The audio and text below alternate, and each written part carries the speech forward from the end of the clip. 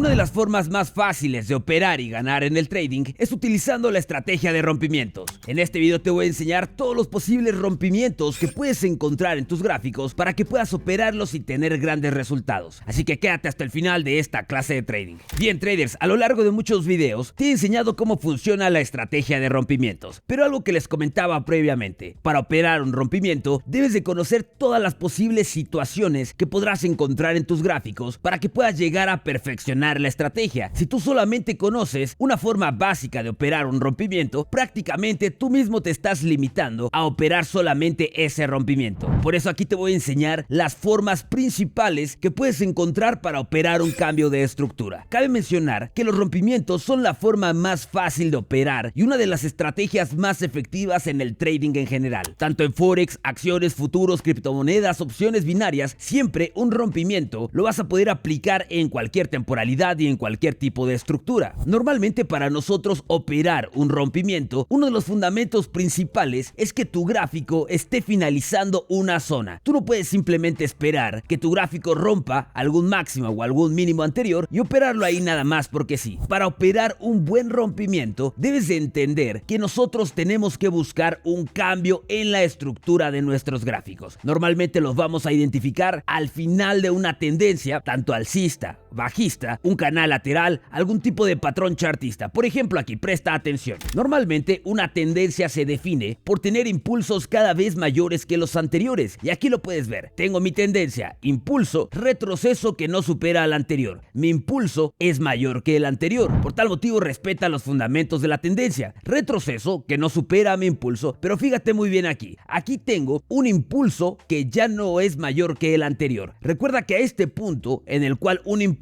ya no es mayor que el anterior, nosotros lo conocemos como una zona de swing, y es en ese punto donde nosotros podemos esperar un cambio de estructura. ¿Qué quiere decir esto? Que yo aquí, por ejemplo, tenía una tendencia bajista y ahora, como la tendencia está finalizando, puedo buscar aquí un rompimiento hacia arriba, y es aquí donde viene el tema de las variantes de los rompimientos, porque un rompimiento es bien sencillo. Vas a identificar el último máximo o el último mínimo que tengas dependiendo dónde se encuentre, si rompimiento hacia arriba o rompimiento hacia abajo, porque en este caso, si fuera un rompimiento hacia arriba, debo de identificar mi último máximo, que es el que mi gráfico tiene que romper. Pero ¿qué sucede si yo busco un rompimiento hacia abajo? Entonces debo de identificar mi último mínimo. Ahora mismo te lo explico, pero siempre debes de tener una zona que tu gráfico esté por romper. No solamente que sobrepase un movimiento, sino que venga desde un cambio de estructura completo. Eso es lo que te va a dar una gran operación. Ahora que marcamos nuestro último máximo, por ejemplo aquí